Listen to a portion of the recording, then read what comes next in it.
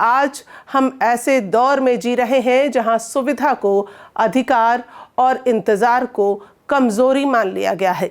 जहां हमें यह बिल्कुल सामान्य लगता है कि रात के 12 बजे भी खाना चाहिए और मिल जाता है, बारिश में भी किराना चाहिए, ट्रैफिक जाम के बावजूद भी डिलीवरी समय पर चाहिए, और अगर 5 या 7 मिनट की भी देरी हो गई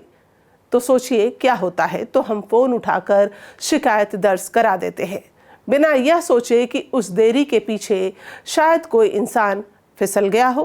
किसी रेड लाइट पर ब्रेक लगाते लगाते गिर गया हो, किसी गड्ढे में बाइक चली गई हो, या किसी भारी ट्रक के साए में अपनी जान बचाने की कोशिश कर रहा हो। क्या हम इतने असंवेदनशील हो गए हैं?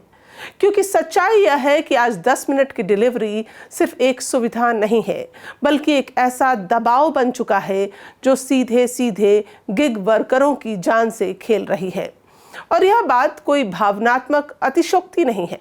बल्कि रोजमर्रा की हकीकत है। हम रोजाना ऐसा देखते हैं, क्योंकि देश के अलग अलग शहरों से लगातार ऐसी घटनाएं सामने आती हैं जहां तेजी के दबाव में डिलीवरी वर्कर की बाइक फिसली, सिर पर गंभीर चोट आई, कई दिनों तक अस्पताल में पड़ा रहना पड़ा, और कुछ मामलों में परिवार को यह सूचना भी दे दी गई कि उनका बेटा अब वापस नहीं आएगा। और इन घटनाओं के बाद भी सिस्टम नहीं रुकता है,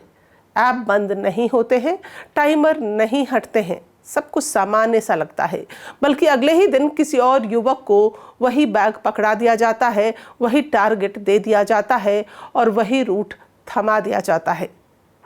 क्योंकि बाजार की प्रतिस्पर्धा यानी कि जो कंपटीशन है, किसी की मौत से उसे फर्क नहीं पड़ता। आज ऑनलाइन डिलीवरी का पूरा मॉडल इस सोच पर खड़ा है कि जो सबसे तेज होगा वही जीतेगा,